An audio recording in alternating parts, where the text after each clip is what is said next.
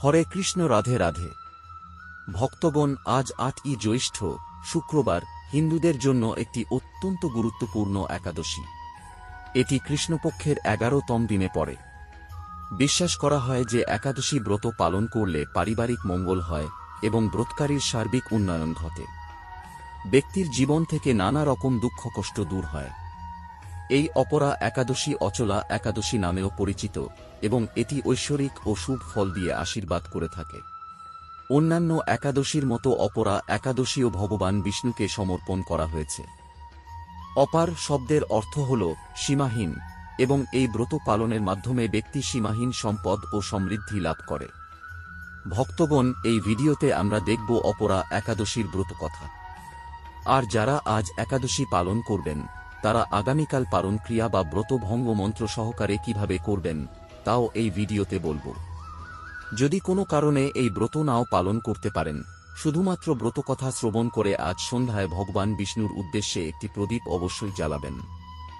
এই প্রক্রিয়াটি করলেও অনেকটা একাদশী ব্রত পালনের পূর্ণতা লাভ পায়।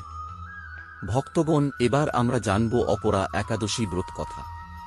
হরে কৃষ্ণ। রাধে রাধে। অপরা একাদশী ব্রত কথা।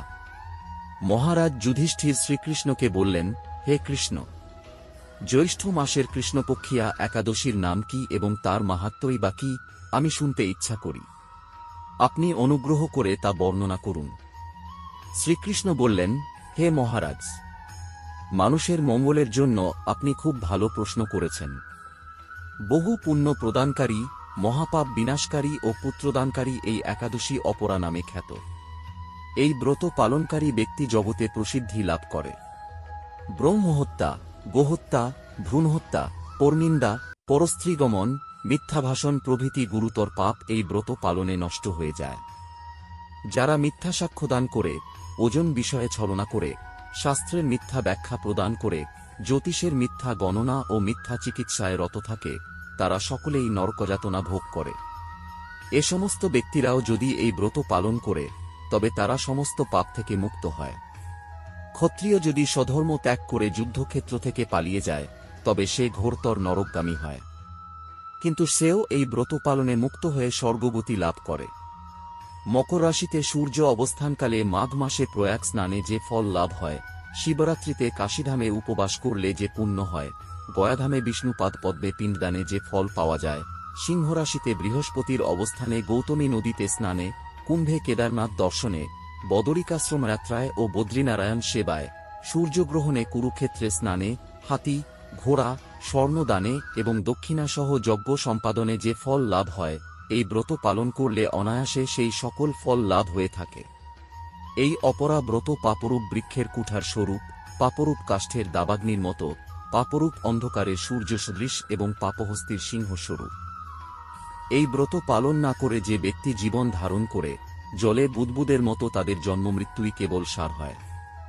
অপরা একাদশীতে উপবাস করে বিষ্ণু পূজা করলে সর্বপাপ মুক্ত হয়ে বিষ্ণুলোকে গতি হয়। এই ব্রতকথা পাঠ ও শ্রবণ করলে সহস্র গোদানের ফল লাভ হয়। ব্রহ্মাণ্ড পুরাণে এই ব্রত মাহাত্ম্য বর্ণনা করা হয়েছে। এইভাবে ভগবান শ্রীকৃষ্ণ মহারাজ যুধিষ্ঠিরের কাছে অপরা একাদশীর ব্রত কথা বর্ণনা করলেন।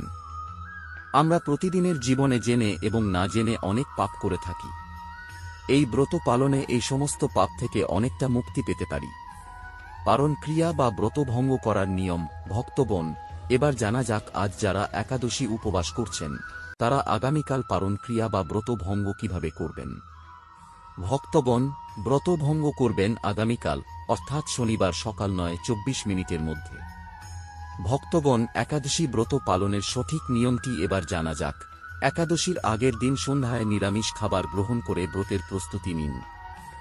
একাদশীর দিন সারাদিন উপবাস রেখে ভগবান বিষ্ণুর পূজা, ভজন ও নামস্মরণ করবেন এবং একাদশী সংকল্প পালন করুন। ভক্তগণ, পরের দিন একাদশী ব্রত ভঙ্গ করার জন্য পারণ মন্ত্রটি আপনি এইভাবে বলতে পারেন। অজ্ঞান তিমিরান্ধস্য ব্রতেনানেন কেশব প্রসিদ সুমুখ নাথ জ্ঞান দৃষ্টি প্রদ ভব। অর্থাৎ, হে কেশব, আমি অজ্ঞানরূপ অন্ধকারে নিমজ্জিত আছি। হে নাথ, এই ব্রত দ্বারা আমার প্রতি প্রসন্ন হয়ে আমাকে জ্ঞানচক্ষু প্রদান করুন। এই মন্ত্রটি আপনাকে 3 বার উচ্চারণ করতে হবে। ভক্তগণ, মনে রাখবেন পারণের সময় এই মন্ত্রটি পাঠ করা আবশ্যিক। ভক্তগণ, এইভাবে আনন্দের সাথে একাদশী ব্রত পালন করুন। প্রিয় শ্রোতাগণ, আমার এই ভিডিওটি দেখে আনন্দ উপভোগ করেন তবে একটি লাইক ও চ্যানেলটি সাবস্ক্রাইব করার অনুরোধ রইল। ভক্তগণ, সকলে ভালো এবং সুস্থ থাকবেন। জয় শ্রী কৃষ্ণ। রাধে রাধে।